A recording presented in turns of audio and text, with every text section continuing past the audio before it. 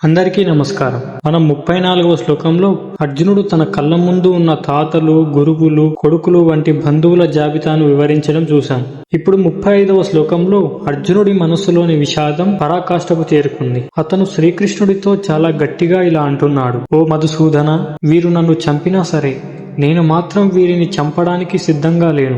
చివరి వరకు భూమి మీద రాజ్యమే కాదు, 3 లోకాలను ఏలే అధికారం దక్కుతుందన్నా సరే నేను ఈ పాపానికి ఒడిగట్టను. ఇక కేవలం ఈ చిన్న భూమి కోసం నా సొంత వారిని నేను ఎలా చంపగలను? ఈ శ్లోకంలో అర్జునుడి మాటల వెనుక ఉన్న లోతైన అర్థాలను మనం గమనించాలి. మొదటిది, అర్జునుడు కృష్ణుడిని ఇక్కడ మధుసూదన అని పిలిచాడు. మధు అనే రాక్షసుడిని చంపినవాడు అని దీని అర్థం. అంటే కృష్ణ, నువ్వు రాక్షసులను చంపావు, అది ధర్మం.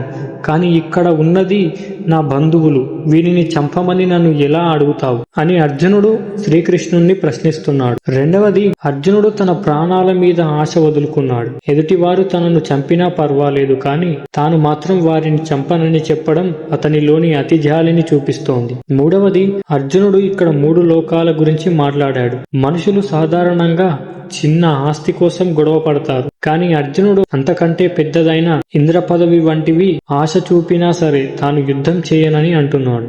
ముఖ్య విషయం ఏమిటంటే ఇక్కడ అర్జునుడు చూపిస్తున్నది జ్ఞానం కాదు, అది కేవలం మమకారం మాత్రమే. తన వారు అనే భావన అతనిని తన క్షత్రియ ధర్మం నుండి పక్కకు లాగుతోంది. ఈ శ్లోకం నుండి మనం నేర్చుకోవాల్సింది ఏమిటంటే, మనం జీవితంలో ఏదైనా కష్టమైన పని లేదా నిర్ణయం తీసుకోవాల్సి వచ్చినప్పుడు మన మనసు ఇలాగే సున్నితంగా మారిపోతుంది. అర్జునుడిలాగే మనం కూడా నాకు ఏమీ వద్దు, నేను ఏమీ చెయ్యను అని బాధ్యతల నుండి తప్పించుకోవాలని చూస్తాం. కానీ గుర్తుంచుకోండి, మనం మన కర్తవ్యాన్ని వదిలేయడం వల్ల సమస్యలు పరిష్కారం కావు, పైగా అధర్మం పెరగడానికి మనం కారణమవుతాం. మన బంధాల కంటే సత్యం మరియు ధర్మం ఎప్పుడూ గొప్పవి అని మనం గుర్తించాలి. బంధువులను చంపడం వల్ల వచ్చే లాభం కంటే పాపమే ఎక్కువ అని అర్జునుడు బలంగా నమ్ముతున్నాడు. ఇక్కడ అర్జునుడికి 2 సందేహాలున్నాయి. ఏమిటంటే, అసలు దుర్మార్గులైన కౌరవులను చంపడం వల్ల మనకు వచ్చే సంతోషం ఏమిటి?